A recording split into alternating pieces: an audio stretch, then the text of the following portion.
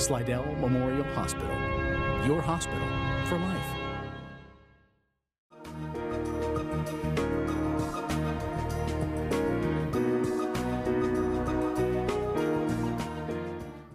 Hello and welcome to another edition of Health Quest, St. Tammany's response to meeting the medical information needs of you, the citizens of our parish. My name is Bruce Clement. I'm the executive producer and host of the show. Today it's our pleasure to welcome back Dr. Erin Vaughn. Dr. Vaughn is board certified pediatrician and internal medicine and did her residency at Yale College, is that right? Yale New Haven Hospital. Yes, Yale New Haven Hospital, I'll get it right there. And is also an Arkansas Razorback fan where she went to medical school in Fayetteville. Don't tell people that. No. Nobody will want to come see me. But she's converting now. She's converting to an LSU Tiger fan.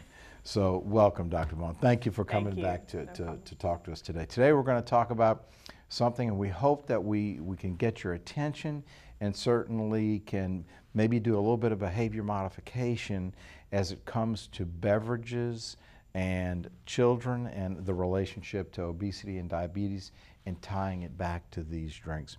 This is something that is really near and dear to you. You've done some work on this, and I want to start off by doing the did you know slide. So absolutely. So this is something that, you know, we think of Coca-Cola, the American drink, and all those things, but over the past 30 years or so, there's been a huge increase in the amount of these drinks that people drink. I was reading a statistic that the original size of a Coca-Cola when you would buy one was about 6 ounces, and then they introduced the 12-ounce can, and then the 20-ounce became more of the standard, even though you can still buy the can. And now you can even buy the half liters that you see people carrying around. So our typical serving size has just gotten bigger and bigger. And overall, if you look at all of it, we've had a 60% increase in the consumption of sugary beverages over the past 30 years in this country. Amazing. And we are feeling the effects of that. We're going to get into that as we start talking about Absolutely. Yeah, these days it's estimated that people get about 16% of their calories in the day from these drinks. And you have to think about the fact that that's all those calories, but they're really not filling you up. And so people are still consuming as many calories or more as they would typically on top of that because the sugary drinks are not filling them up. Right. It's only a source of sugar. It has really no other health benefits. No real nutritional value. No nutritional value. Well said. Absolutely. Well said. Yeah, it's estimated that 91% of kids have at least one of these sugary type drinks every day. I do believe that there are some school systems now that have taken these drinks out of the vending machines so as not to continue to promote their consumption. Yes. I know that has been worked on here in St. Tammany, and many of the high schools don't have vending machines with these things in them, and they don't offer those as options for kids. Excellent. So if we were going to look at what is the definition of a sugary drink, what would that be? Well, unfortunately, it's a pretty wide category that a lot of our beverages fall into, and of course, I've lived many places, Bruce, so I've had to learn what they call a fizzy, sugary drink in all of those places. Some people call it pop, some people call it soda. Down in the South, most people call all of them Cokes. So obviously they get a bad rap. That's what people tend to think about when we talk about sugary drinks, are what I usually call sodas. However, there are many other ones. And some of the ones that really get people are ones that we think of as being maybe healthy, but actually do contain a lot of sugar. So the most common ones that I see fall in that category are sweetened fruit drinks like fruit punch and lemonade, things like that. They tend to be made with a lot of sugar. Also sports drinks. People think, well, it's for athletes, it must be really healthy. And I always tell folks that those drinks were invented to rehydrate folks that are exercising very hard, burning a lot of calories, dropping their blood sugar, and also losing electrolytes through their sweat. And so if you're doing that, that's when you should drink one of those drinks. Otherwise, it's not the right drink for you for a number of reasons. Drinking a sports drink is not an alternative to jogging around the block, Absolutely right? not. Absolutely not. Some other drinks that tend to have a lot of sugar are going to include sweet tea, which again we like here in the South. A lot of people drink tea that has a lot of added sugar in it. And then I'm seeing more and more, especially in kids and teenagers, that they're drinking sweetened coffee beverages as well. And so those are a source of sugar. And then last but not least, we've got on here powdered drinks. So that's going to be like Kool-Aid, things like that that folks mix up and add sugar to, or may come with sugar and have a significant amount of sugar in them. Now, one of the categories on your slide here is fruit punch. Talk to us. What is fruit punch? Well, when we're talking about fruit punch on here, that that's talking about something along the lines of Hawaiian punch, things like that. That if you look on them, either say contain 0% juice or maybe 10% juice, that are sold as being fruit drinks, but may really not contain very much fruit at all. Now, fruit juice, 100% fruit juice, that is a little bit of a controversial topic. People say, oh, well, it is juice, and it may not contain any added sugar. So that's why I didn't put it on this slide. It's not what we would call a sugar sweetened drink. Someone didn't add extra sugar to it. However, Mother Nature added sugar to it in the form of fructose, which is the naturally occurring sugar that you find in fruit. And while that is potentially maybe a little bit better than some of these sugar sweetened drinks, there still is a significant amount of sugar in juice, and we're going to see that on one of the other slides. On your powder drinks, you're speaking like the Kool-Aids and that the type traditional of the Kool-Aid. old-time pouches. Yes. Yeah. Now, most powder drinks that you find these days actually are sugar-free, so you do have to look at whether or not it has any calories. There are things like the little packets that you put in your water. The people talk about Crystal Light, and there's even sugar-free Kool-Aid. All of those do not contain sugar, so you really have to look at the ingredients. And Mio, yes, that's a little, just to add a little flavor to your water. A little sweetness, got a little something else in it, but not Right, sugar. but not sugar. Not sugar. Mm-hmm. So you have to look at what you're drinking. When we talk about, you mentioned these sweetened coffee drinks. Yes. I guess I'm sort of old school when it comes to coffee. I like my coffee black with a Truvia in it. But I do see people that go to the coffee shops Yes. and they get these exotic mocha joca latte double frattes with, and a lot of those are very heavy in their sugar content. Yes. So you think you're drinking a cup of coffee, but you're really drinking a whole lot of sugar. It's basically a glorified milkshake, a lot of them. Is that right? That much sugar? Absolutely. And the ones that contain dairy as well, it's a lot of fat and sugar. Like I said, it's basically a milkshake. So if it's something to have every once in a while as a treat in a small size, great. But if that's your daily cup of joe, as you said, that's going to add a lot of calories to your diet. Wow. And it's one of those things where, people feel differently about it, but I think it's kind of good that on a lot of menus, they're actually putting the number of calories just to raise people's awareness, because you may not be aware that, one of the really large sizes of one of those frozen coffee drinks often can top 1,000 calories. Yeah. In a normal, I've read, and correct me if I'm wrong, normal person burns maybe 2,000 calories a day, 2,500, normal? Well, what the 2,000 to 2,500 you're talking about is the recommended intake of calories. Okay. So, you're burning some of those during the day just in your everyday activities, and then hopefully some more when you're doing dedicated exercise. But yes, if you think about that, the average person needs about 2,000 calories, and Yeah. I'm guaranteeing you that that drink they're drinking is not half of what they're going to take in the day. They're going to end up getting a lot more, or they're going to be very hungry. Oh, that was the point I was making. You could be approaching 1,000 calories in one of those giant sugary coffee drinks. Huh? Yes, yes. So this intake of all this sugar is not without consequence. Yes, unfortunately. And what we see is some national trends. Yes. What have you learned in your research here? So what you can see on this slide is that unfortunately we've seen the rates of obesity in adults as well, but we're focusing today on obesity in overweight children and adolescents. The rates have doubled actually tripled in all children, so ages 2 to 19. In ages 6 to 11, the rates have doubled, and in ages 12 to 19, so basically our teenagers, the rates have quadrupled. And that's since the 1980s, so over the past 30 to 40 years. And it's difficult to say what exactly is responsible for that. Of course, like anything, there are many different things that could be going on. But things that we know that have happened over that period of time, as we saw on the first slide, is that people are drinking a lot more sugary drinks. So there's certainly a correlation there. And we know that over that period of time, even us in the medical community, we were really pushing low fat, and people tended to compensate for the fat with sugar. So there used to be a lot of kind of diet products that may have been low in fat but were higher in sugar and carbohydrates. And we really think that unfortunately that has driven a lot of the obesity and diabetes epidemic that we see today.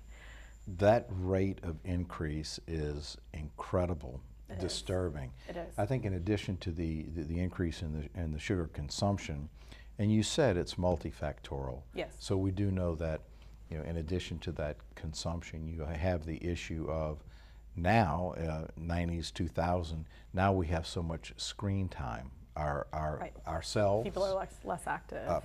Myself, we look at, Right. the numbers are staggering, and they talk about the number of times people look at their devices Yes. during the day now. Yes. And so when you're doing that, you're not moving. You're not exercising. Right. You're sedentary in that. So I'm sure that has a component to it. We definitely think so. The carbohydrates, my downfall, the carbohydrates. Just about everybody. Those carbohydrates break down into Sugar. Into Exactly. sugar, and Yes. so you're essentially, when you're eating that potato, you're ultimately going to metabolize it down to a sugary substance. Yes. And you're going to have those calories to deal with. That's exactly right. A lot of people get confused on that point, but the best way to think about a starch or a carbohydrate is something that your body breaks down to sugar. And depending on how long it takes your body to do that, that's how much it can contribute towards diabetes. Because something that's already sugar or that's easily broken down to sugar, like white rice or white bread, potatoes, things like that, they're very quickly turned into sugar, so they cause a spike in blood sugar, almost like you just had plain sugar. Other things that have fiber, or when you combine it with protein, takes your body a little bit longer to break that down, so you get a smoother rise in the blood sugar. Now there are some encouraging signs. Yes. That we may be having an impact. We're going to talk about that later, or are we going to? I believe we were going to mention that on this slide. So what you see on this slide, of course, we talked about the rate of increase over the past 30 to 40 years, which is unfortunately not great. What you see right here on this slide is data from 2016.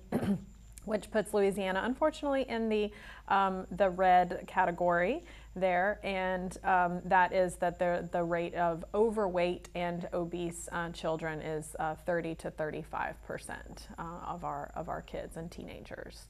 So obese we define as, for kids, obviously it's not a certain weight or even a certain body mass index. It depends on what they should be kind of for their age. And so that's kids that are over the 95th percentile are considered obese, which basically means that 95% of average children are going to be less, exactly. And then overweight is over 85th percentile. As you've practiced medicine over the several years, are you beginning to see any improvements, or are you still disturbed by what you see as overweight and obese children? I am disturbed by it. It's interesting. I hadn't thought about it until this exact moment, but we were talking a minute ago about how thankfully we have seen a plateau over the past 10 years in the increase. And that's actually how long I've been practicing medicine, is 10 years. So in my time, it's been stable. So I actually personally have not seen the increase, but we're not quite yet seeing a decrease either. But numbers have been stable, and in a few demographics, even in Louisiana, we are seeing some improvement in childhood obesity in certain age groups. So there's hope. There's hope. There definitely is hope. And I think that it comes down to some of the things that we're doing today, talking to people individually about personal responsibility, and then sometimes it comes down to how we make bigger changes in the schools, like we talked about, even in policy and things like that. Certainly.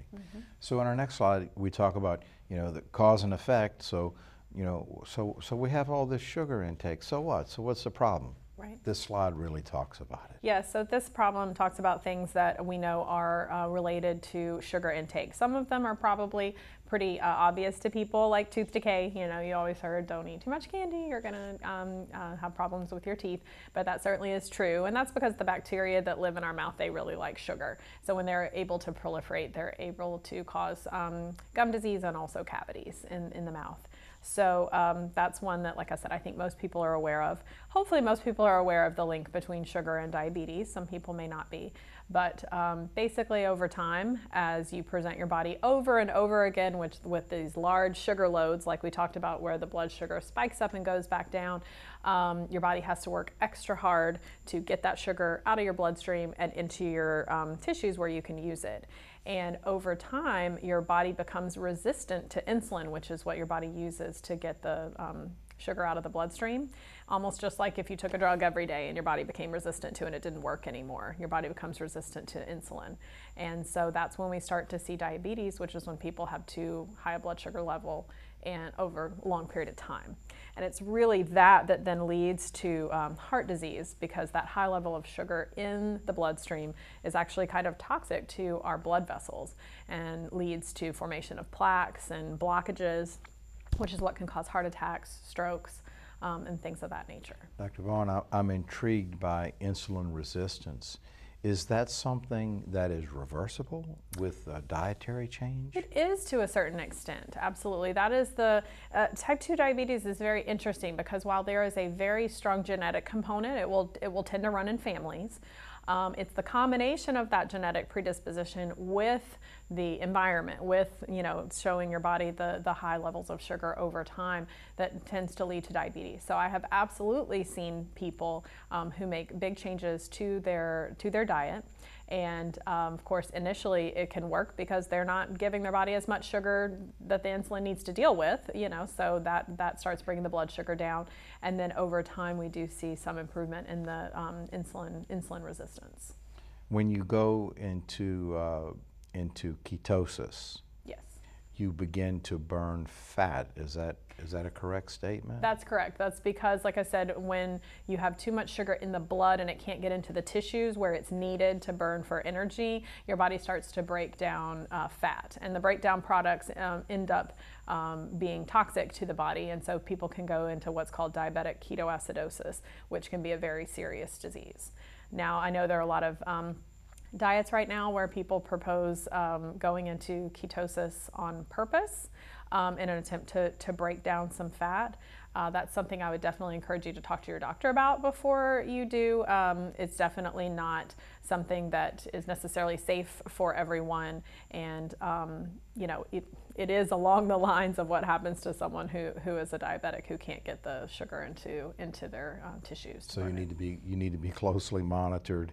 And yes, I would recommend that you talk to your doctor. Be very aware that ketosis will burn fat, and there's, right. There's no doubt about it. Right. But you also have to be aware of the byproducts of that. And, right. And it's can be very tough on the body. Yes, yes. You're not going to go into diabetic ketoacidosis, hopefully, if you don't have diabetes just from doing that diet. But it is kind of funny from a doctor's perspective to hear about people trying to put themselves into ketosis on purpose, when that's something that we consider pretty dangerous. Now you mentioned on the slide cancer. Have there been some definitive links now, obesity to cancer? Are we seeing some studies? So it's not so much. Well, yes, there are certain cancers and certain cancers that are more common in folks with high sugar intake, as well as with diabetes, specifically, and obesity. Okay, all right. So we covered everything there. Let's talk about some dietary recommendations. So the recommendation, now of course any recommendation like this is just is an average, you know, it's not going to be right for everyone, but it's recommended that you limit your intake of extra sugar, meaning added sugar to something, whether you do it yourself or it's put into a product for you, to 3 to 8 teaspoons of added sugar a day. Now the problem with that recommendation is that most of the time the sugar is already added for us. You're already getting it. Right. So you're like, I'm never doing this, you know, I'm never putting sugar into something. So whether it's buying sweet tea that's already made, the sugary drinks that we're talking about, you're not maybe seeing that sugar go in. So it's something where you really have to be looking at labels. The other problem is they make the recommendation in teaspoons, but again, even if you look at a label, it's not going to tell you how many teaspoons of added sugar are in there. You're just looking at the grams of sugar. The grams, yeah. And there's availability of some conversions if you want to look at grams per teaspoon. Right, exactly. But like I said, just in terms of thinking about it, I think it's a little bit, I like the teaspoons because it's more visual, as we're about to see, but then thinking about grams. But at the same time, most people don't know how many teaspoons of added sugar there are in some of their pre-prepared drinks and foods. Now we're coming up on, I think, one of my favorite visuals in your presentation. It's dramatic. Because I don't think anyone, unless you did some study on this, and that's one of the reasons we do the show, is we just want to make you aware of what's out there. Right. This is frightening, the amount of sugar that are in these different products. Now, notice that the labels have been taken off, but we can kind of figure it out, can't we? Sure.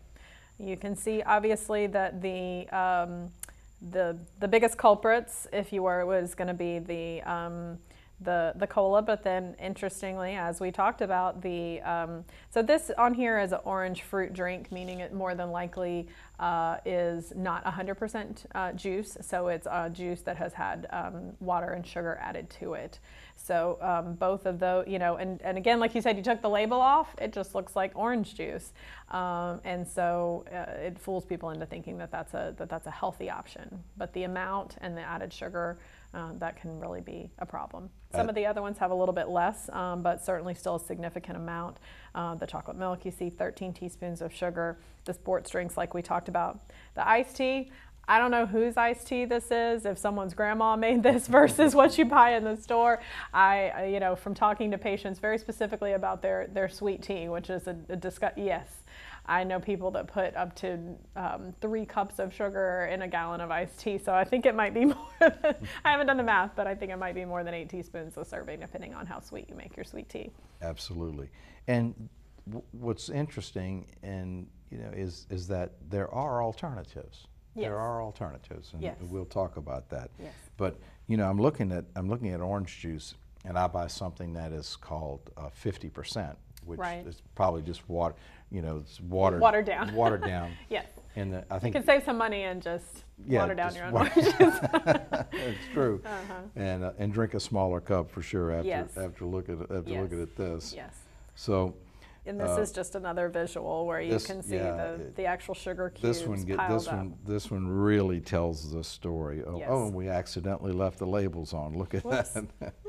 Yes. Mountain Dew. Wow. I tell you what, that's just 19 teaspoons of in a Mountain Dew. Yes. And so, and the vitamin water, you know, it's like, that's not technically a sports drink, though, is it? No, it's not. And again, you just really got to be careful and look at labels, because there are sugar-free versions of a lot of these things, but specifically of the vitamin water, to where it doesn't have any sugar in it. So, but you really got to be looking to make sure, you know, to see what you're getting. Absolutely. Yeah, we've singled out Mountain Dew here, but many other colas are going to be pretty similar. Right. As you saw on the previous slide, the Coca-Cola was 16 teaspoons, and I'm sure that many other sodas are going to be in that range.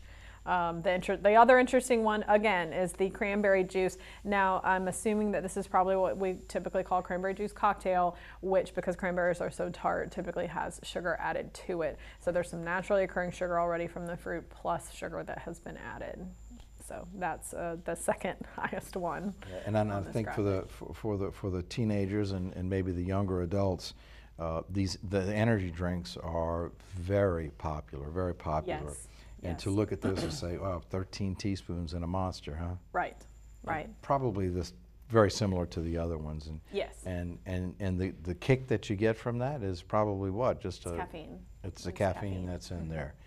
And the sugar's just to make it taste. Well, it's a little extra kick as well, but it's it's short lasting. Yeah.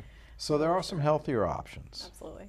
So, of course, water is what I always recommend people to drink, especially with kids. I encourage parents to introduce their kids to water, you know, when they're babies, after 6 months, when we start introducing drinks other than formula or breast milk, to do water, because some folks that never grew up with drinking water, they just feel like it doesn't taste good or it has no taste. So I think the sooner you can introduce it, the better. Even if you don't particularly like water, there are some options, like we had talked about, adding something that is sugar-free to your water. Many of those things that come pre-prepared, like the little the squirt or the powders, are going to have artificial sweeteners in them. Do you want to touch quickly on artificial sweeteners? We can. Yeah, so that's something that there's some controversy isn't necessarily the right word. There is some evidence that if you continue to use artificial sweeteners, your body kind of never loses that craving for sugar. You don't really beat the habit. It's just like putting on a nicotine patch a little bit. So, you know, some folks will prefer to get completely off of sugar. You know, that being said, in terms of raising your blood sugar and in terms of weight, artificial sweeteners are certainly better than sugar. And I see on the slide that you mentioned milk. Yes. And just be careful it's not chocolate milk with Yes. tons of sugar Yes. loaded in there. And milk is also similar to juice in that it contains naturally occurring sugars called lactose. And so you do have to watch out for that. It's a good source of nutrition, but it should be considered a source of nutrition and not a giant glass that's extra on top of what you're already eating. Unsweetened tea and unsweetened coffee are two other good options that are not going to add a lot of sugar to your diet. Yeah, PJ's and Starbucks, they don't like me so much when I go through and I say I just want a cup of black coffee. Oh, they get plenty of money out of me with my extra shots of espresso and stuff like that, even though I don't put any sugar in mine. So I think they're all right. Well, Dr. Vaughn, we really appreciate your time today and educating us and updating us on some of the significant effects that the enormous intake of sugar that we get both naturally and by our own design Right. have on the body. Yes. And hopefully we can allow people to maybe think through this and have some behavior modification about switching off, maybe getting away from sugar, using a sweetener, and then maybe getting all the way over to water if you would. Absolutely. So for more information, if you'd like to talk to Dr. Vaughn, you can contact her. She is with the SMH Primary Care, SMH Physicians Network, excuse me. She, of course, is pediatrics and internal medicine, and her number is 985-280-8790. Dr. Vaughn, thank you again. And from all of us at Health Quest, we thank you for watching today. Have a healthy day.